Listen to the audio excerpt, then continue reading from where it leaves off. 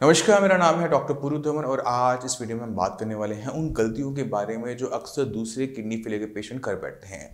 और इस वीडियो बनाने का मेन मकसद ये है कि जो गलतियां दूसरे पेशेंट कर रहे हैं वो सारी गलतियां आप ना करें।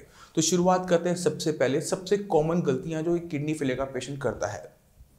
किडनी फेलियर का पेशेंट जब अपने किडनी लेवल को बढ़ता हुआ देखता है तो उसे बहुत टेंशन होती है कि मेरी किडनी फेल होती जा रही है और वो किडनी को छोके उस किडनी को कम करने के चक्कर में बहुत सारी चीज़ें ऐसे कर बैठते हैं जिससे उनकी पूरी बॉडी को बहुत ज़्यादा नुकसान उठाने को देखने को मिलता है।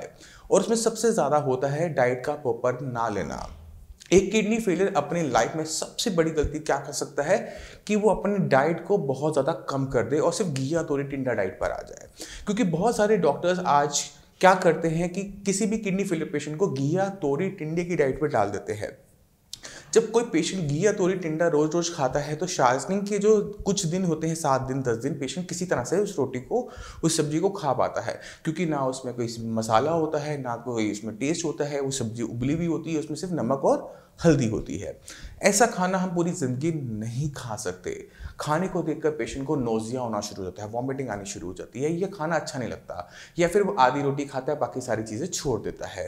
तो ऐसा जब वो बार बार ओवर द पीरियड टाइम करता है तो उसकी बॉडी में सही तरीके से सामान नहीं जा पाता, विटामिन नहीं जा पाते हैं, न्यूट्रिशन नहीं जा पाता। होता ये है कि जब वो खाना ढंग से नहीं खा रहा उसका वेट लूज होना शुरू हो जाता है। उसका वेट पहले 70 किलो था और 1 महीने बाद देखता है कि वो 65 हो गया, वो 60 हो गया। तो ये जो बहुत ड्रास्टिक वेट लूज होता है इससे किडनी लेवल डाउन होता है, मगर उसका नुकसान अगर आप समझेंगे तो वो बहुत ज़्यादा, इतना ज़्यादा नुकसान है कि उसे भरपाई करना भी मुश्किल होता है।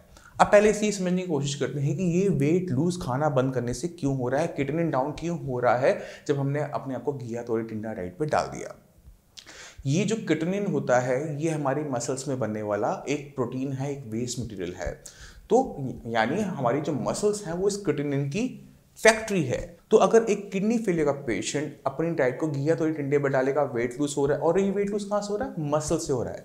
जैसे जैसे मसल्स कम होंगी जो फैक्ट्री है किटनिन की वो छोटी होती चली जाएगी और बॉडी के अंदर किटनिन का प्रोडक्शन डाउन होना शुरू हो जाएगा। पेशेंट को लगता है कि मेरी किडनी ठीक हो रही है, बट ऐसा नहीं है। यहाँ पर हमने किटनिन को शरीर में बनना कम किया, उसे निकालना ज़्यादा स्टार्ट नहीं किया। अब किडनी तो डाउन होना शुरू हो गया मगर बॉडी में कुछ जा नहीं रहा। हमारी बॉडी में सिर्फ किडनी नहीं होती, हमारी बॉडी में बहुत सारे ऑर्गन्स होते हैं। जब हम घिया तोरी टिंडा खा रहे हैं हमारी बॉडी में प्रॉपर तरीके से प्रोटीन नहीं जा रहा, तो पेशेंट के अंदर में क्या सिम्टम देखने को मिलता है कि पेशेंट जो मर्जी विटामिन खा ले, जो मर्जी आयरन के सप्लीमेंट्स ले ले, जितने मर्जी एरिथ्रोपोइटिन के इंजेक्शन लगवा ले, उसकी बॉडी के अंदर ब्लड नहीं बन रहा। क्यों नहीं बन रहा? क्योंकि उसकी बॉडी में कुछ जा नहीं रहा। जब उसकी बॉडी में फॉलिक एसिड नहीं जा रहा, आयरन नहीं जा रहा, प्रोटीन नहीं जा रहा, तो ब्लड नहीं बन पाता। तो पेशेंट के अंदर हमें सीवियर एनीमिया देखने को मिलता है, और ऐसा एनीमिया देखने को मिलता है जो किसी भी मेडिसिन से, किसी भी सप्लीमेंट से पूरा नहीं हो रहा था। वो ब्लड बढ़ नहीं रहा होता, ब्लड की अमाउंट कम होती जाएगी, कम होती जाएगी, कम होती जाएगी। पहली दिक्कत हमें सबसे ज़्यादा देखने को ये मिलती है। और जैसे जैसे आपकी बॉडी के अंदर ब्लड कम होना शुरू होता है, ब्लड कमी की वजह से जो सिम्टम है वो देखने को मिलते हैं। सबसे पहले है थकावट। पेशेंट हर टाइम थकावट में रहता है, हर टाइम उसको ऐसा लगता है जैसे उसको नींद आ रही है, उसका शरीर उसे भारी महसूस होना शुरू हो जाता है, फिर सांस लेने में दिक्कत महसूस होनी शुरू हो जाती है। तो ये दिक्कत हमें तब आती है जब हम घिया तोरी टिंडा डाइट पर रहते हैं। अब दूसरी दिक्कत हमें क्या होगी? क्योंकि हम सही तरीके से खाना नहीं खा रहे, हमारी बॉडी में जो प्रोटीन की रिक्वायरमेंट है वो पूरी नहीं हो पाती। और दिक्कत क्या शुरू होती है कि बॉडी के अंदर जो टोटल प्रोटीन होता है, जो हमारे ब्लड के अंदर टोटल प्रोटीन हम देखते हैं रिपोर्टों के अंदर, टोटल प्रोटीन कम होना शुरू हो जाता है, बॉडी के अंदर एल्ब्यूमिन कम होना शुरू हो जाता है। और ये जो टोटल प्रोटीन है, हमारा जो एल्ब्यूमिन है, ये हमारी बॉडी का बिल्डिंग ब्लॉक होता है, यानी हमारे शरीर का हर हिस्सा इसी प्रोटीन का बना हुआ होता है। तो जैसे जैसे कम होता चला जाता है, जो हमारा ब्लड है उसमें से प्रोटीन कम होने की वजह से जो हमारा ब्लड है वो पतला हो जाता है, और जिसकी वजह से जो उसमें फ्लूइड है, पानी की है, पानी हमारे पैरों में भरना शुरू हो जाता है। पीडल एडिमा देखने को मिलता है, यानी पैरों के आसपास पेशेंट को सूजन देखने को मिलती है, क्योंकि पेशेंट सही तरीके से खाना नहीं खा रहा, वो सिर्फ घिया तोरी टिंडा खा रहा है। तो अगर हम ऐसी चीज़ें करेंगे तो अब क्या होगा? अब बॉडी में पानी भर रहा है, पानी भरेगा तो क्या होगा? जब पेशेंट लेटेगा तो पैरों में भरा हुआ पानी ऊपर की तरफ फेफड़ों की तरफ जाएगा, लंग्स में जाएगा, और पेशेंट को सफोकेशन, ऐसा लगता है जैसे आप पानी में डूब रहे हैं, ऐसी फीलिंग आती है। उसे घुटन महसूस होती है, उसे बेचैनी महसूस होती है।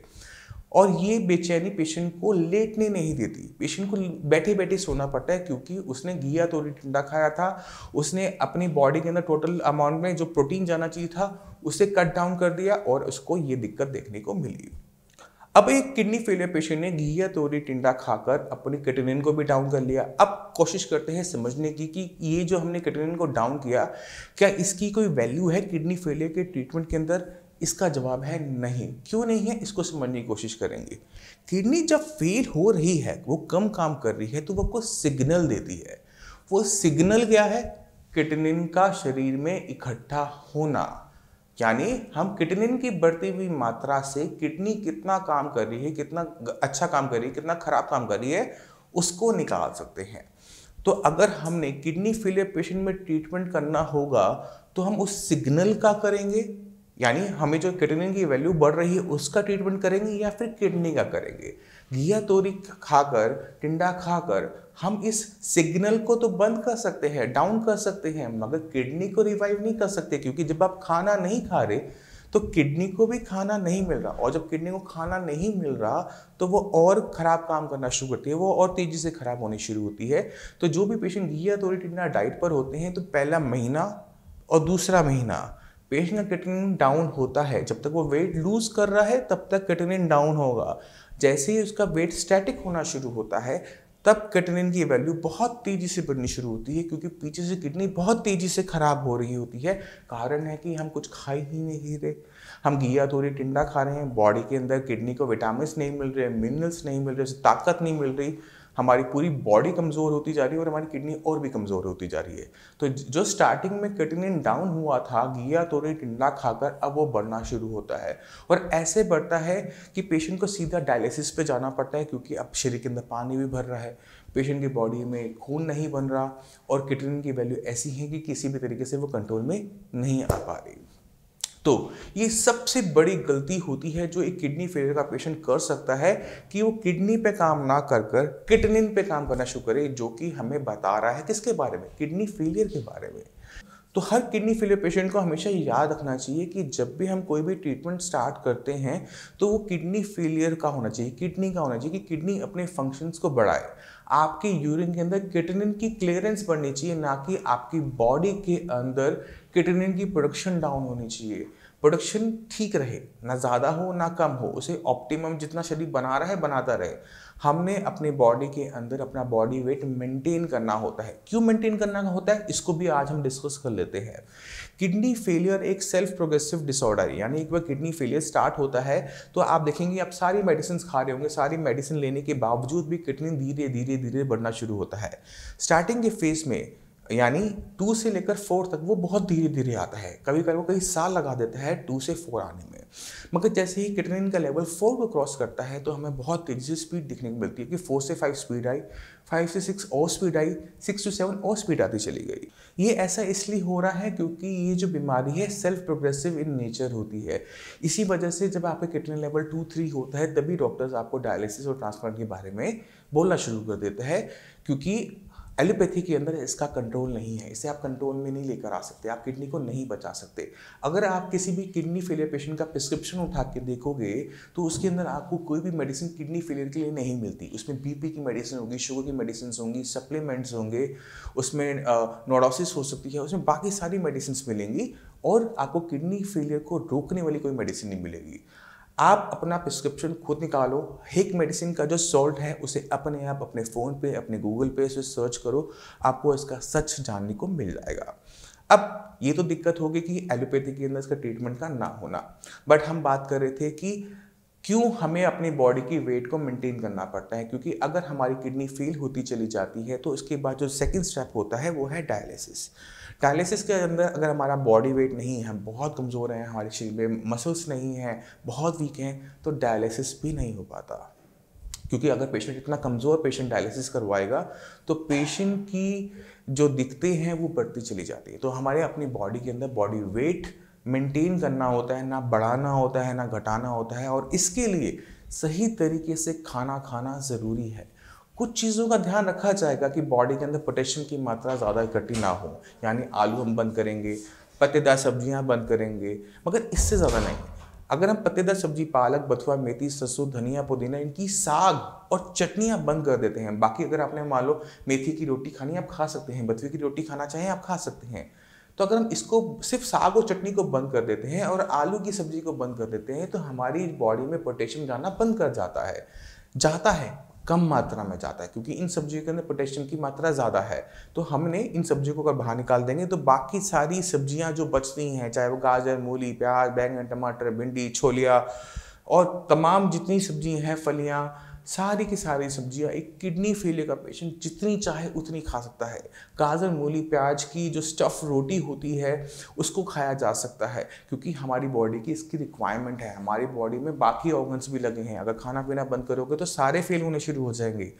एक को संभालना मुश्किल हो रहा है, अगर दूसरा कोई फेल होना शुरू हो जाएगा तो कितनी दिक्कतें हमारी बढ़ जाएंगी। तो खाना खाना ज़रूरी है।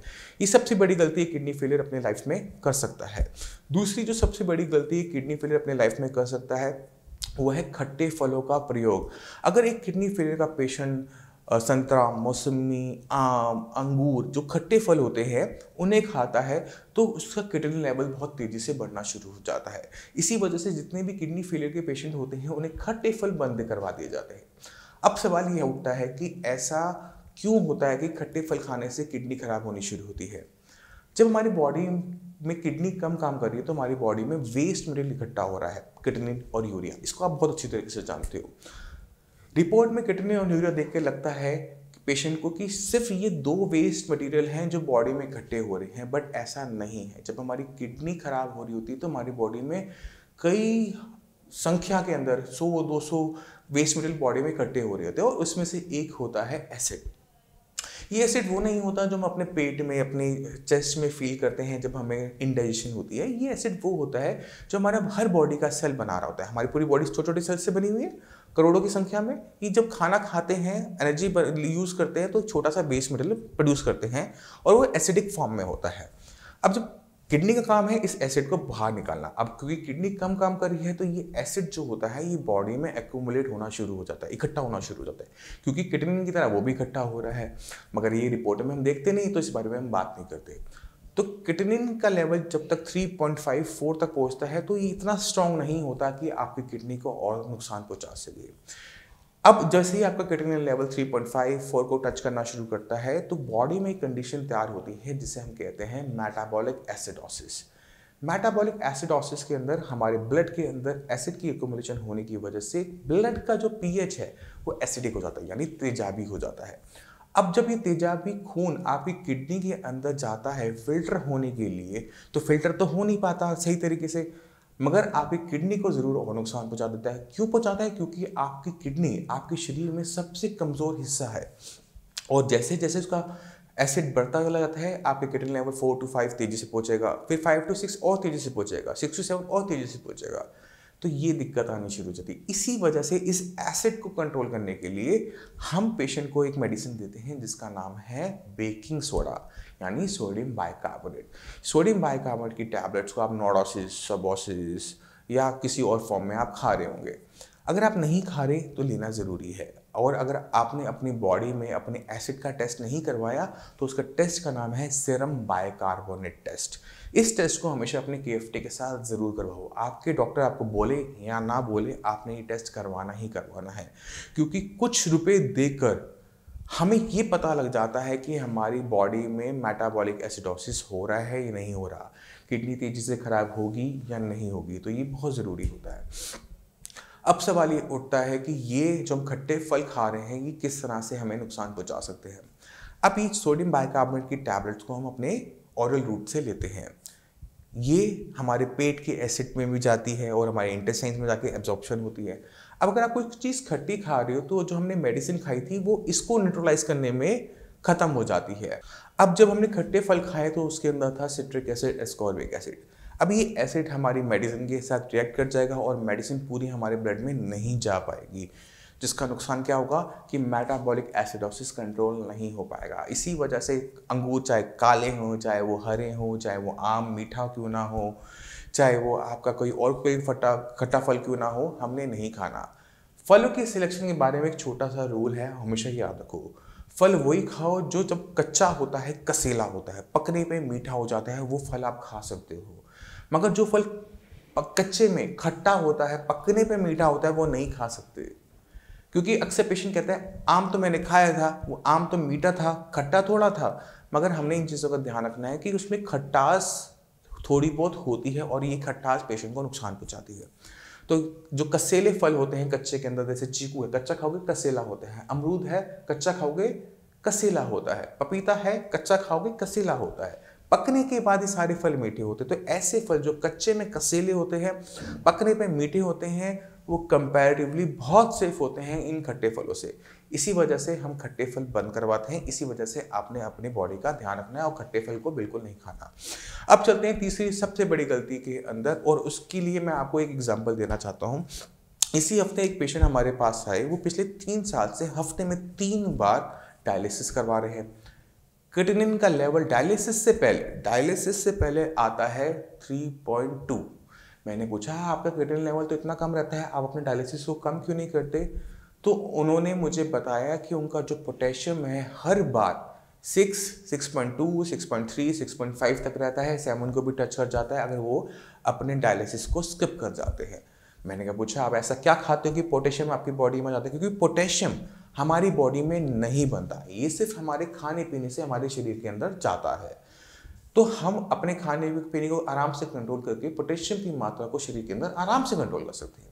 तो मैंने उनसे पूछा, तो वो मुझे बोलते कि हम तो ऐसा कुछ नहीं खाते, हम आलू भी नहीं खाते, हम पत्तेदार सब्जी भी नहीं खाते, क्योंकि वो हमारी वीडियो देख रहे थे तो वो उसको फॉलो भी कर रहे थे। तो बात करते करते मैंने उनसे पूछा गुड़ तो नहीं खाते, च्यवनप्राश तो नहीं खाते? कहते नहीं सर, हम गुड़ भी नहीं खाते, च्यवनप्राश भी नहीं खाते, क्योंकि हमने आपकी वीडियो देखी हुई थी। और जब हमने उनसे पूछा कि आप नमक कौन सा इस्तेमाल करते हो, तो नमक के बारे में उन्होंने बताया कि वो बीपी को कंट्रोल करने के लिए एक स्पेशल महंगा नमक इस्तेमाल करते हैं जिसका नाम है टाटा लाइट नमक। कोई भी नमक जिसके अंदर बीपी को कंट्रोल करने की क्षमता होती है, वो नमक क्यों ये क्षमता लेकर आ पाता है? क्योंकि उसके अंदर पोटेशियम की मात्रा ज़्यादा होती है। हमारी बॉडी के अंदर सोडियम बीपी को बढ़ाता है, सोडियम को रिप्लेस कर सकता है पोटेशियम। तो जो भी सॉल्ट, टाटा लाइट सॉल्ट जैसा, वो अगर हमारी बीपी को कंट्रोल कर पा रहे हैं, क्योंकि उसके अंदर 15% पोटेशियम क्लोराइड आर्टिफिशियली एडेड होता है। एक पर्सन जिसकी किडनी बिल्कुल ठीक काम कर रही है वो इसको ले सकता है, क्योंकि उसकी बॉडी इस एक्स्ट्रा पोटेशियम को बॉडी से बाहर निकाल पाएगी। मगर जिन भी पेशेंट की किडनी खराब हो रही होती है उनके अंदर पोटेशियम शरीर से बाहर नहीं जा पाएगा और शरीर में इकट्ठा हो जाएगा। इसी वजह से जब भी पेशेंट अपना KFT करवाता है, पोटेशियम की मात्रा देखता है, डॉक्टर के देखता है ये तो अभी भी 6 आ रहा है, 7 आ रहा है, तो डॉक्टर उनका जो डायलिसिस है वो कॉन्टीन्यूसली रखा और हफ्ते में 3 बार रखा, और 3 साल तक, तकरीबन 3.5 साल के आसपास वो चला। इसकी वजह से पेशेंट की बॉडी में वीकनेस जनरेट होनी शुरू हुई। तो हमने बस एक छोटा सा काम किया, हमने कहा आप टाटा का ही नमक लो, पर टाटा लाइट नहीं लेना। आपने टाटा का जो नॉर्मल सॉल्ट होता है, 20 रुपये वाली जो थैली आती है, सबसे सस्ता जो नमक होता है, जो मैक्सिमम लोग इस्तेमाल करते हैं, आपने वो करना है। पेशेंट हफ्ते बाद दोबारा आया, कहता डॉक्टर साहब मेरे को तो पोटेशियम मेरा बिल्कुल ठीक हो गया, 4 की रेंज के अंदर आ गया, 4.5, 4.3 की आई थिंक जो रिपोर्ट में था वो आ रहा था। तो कहता है वो अपने डॉक्टर से इतने परेशान थे कि डॉक्टर ने कभी इस चीज़ पर ध्यान नहीं दिया कि वो खा क्या रहे हैं, पोटेशियम शरीर में जा कहाँ से रहा है। क्योंकि जो इन्फॉर्मेशन मेरे पास है, जो हम आपको इस तरह से यूट्यूब पे देते हैं, वो सभी डॉक्टर के पास होती हैं। तो छोटी 3 साल से एक गलती जो हम बार बार करते आ रहे हैं, ऐसी गलतियाँ नहीं करनी। तो अगर आप अपनी बॉडी में पोटेशियम को कंट्रोल करना चाहती है तो पोटेशियम एडेड चीज़ें नहीं लेनी होती, जैसे टाटा लाइट नमक, गुड़, च्यवनप्राश, साग, चटनियाँ और जूसेस, क्योंकि इनके अंदर पोटेशियम की मात्रा ज़्यादा होती है। आप गाजर खा सकते हो, गाजर का सूप या गाजर का जूस नहीं पी सकते। आप एप्पल खा सकते हो, मगर एप्पल का जूस नहीं पी सकते। क्यों नहीं पी सकते, मैं आपको उसको भी थोड़ा सा एक्सप्लेन कर देता हूँ। जब आप एप्पल खाओगे तो एक एप्पल खाओगे, मगर जब एप्पल का आप जूस निकालोगे तो आप 2-4 एप्पल का जूस निकाल के 1 कप के अंदर ले लोगे, यानी 1 कप के अंदर 2-3 एप्पल का पोटेशियम आपकी बॉडी में अंदर चला जाएगा और आपके पोटेशियम को वो बढ़ा देगा। इसी वजह से एप्पल खाना तो अलाउड है, एप्पल का जूस अलाउड नहीं है। गाजर खाना तो अलाउड है, गाजर का जूस अलाउड नहीं है। गाजर का सूप अलाउड नहीं है। तो हमने इन चीज़ों का ध्यान रखना है। गाजर खाओ, आप एप्पल खाओ, आप कोई भी फल खाओ, बट उनका कोई भी जूस, उनकी जैम, उनका कंसनट्रेट या उनका साग, उनकी चटनियाँ नहीं ले सकते। क्योंकि अगर हम साग भी बना रहे हैं, मान लो आपने पालक का साग बनाया, तो क्या करोगे, कुकर में उबालोगे, इतना सारा साग लिया, इतना सा साग बन जाता है ना। तो इतने सारे साग का पोटेशियम इतने से साग में आ जाता है। अब आपने ज़रा सा साग खाओगे तो क्या होगा, पोटेशियम की मात्रा बढ़ जाएगी। इसी वजह से साग मैंने आपको पहले कहा था कि आपने नहीं खाना, मगर अगर थोड़ी सी पत्तों की आप रोटी खा लोगे कुछ नहीं होगा, क्योंकि उसमें मात्रा पोटेशियम की कम जा रही है। इसी वजह से अब आप समझे होंगे कि क्यों आपको साग और चटनियाँ मना होती हैं, मगर वो इसी चीज़ की रोटी या फिर कोई और फॉर्म आप सभी को अलाउड होती है। तो टेस्ट ज़रूरी है, टेस्ट लीजिए, बट अपने हेल्थ का ध्यान रखते हुए। मैं उम्मीद करता हूँ इस वीडियो से ये जो गलतियाँ मैंने आपको बताई, आप अपने लाइफ में नहीं करेंगे। इन चीज़ों का ध्यान रखेंगे कि आप क्या खा रहे हैं, कैसे खा रहे हैं और क्यों खा रहे हैं। अगर हम इन चीज़ों का ध्यान रख लेते हैं तो हमारी हेल्थ सही बनी रहती है, कॉम्प्लिकेशन से बचा रहता है, अननेसेसरी खर्चा, अननेसेसरी मेडिसिन से हम बच जाते हैं। किडनी कैसे अपने फंक्शंस को बढ़ाती है, किस तरह से हम क्रिएटिनिन को डाउन कर सकते हैं किडनी फंक्शन को बढ़ा के। घी या तो टिंडा खा के नहीं, खाना हमने अपने अच्छे तरीके से है, और हम अपनी किडनी की फंक्शनिंग को बढ़ाकर भी क्रिएटिनिन को डाउन कर सकते हैं। इसके लिए मैं आपको एक वीडियो लास्ट में छोड़ के जा रहा हूँ। आपको इस वीडियो के एंड में आपको एक थंबनेल मिलेगा, उस पर जाकर आप देख सकते हैं।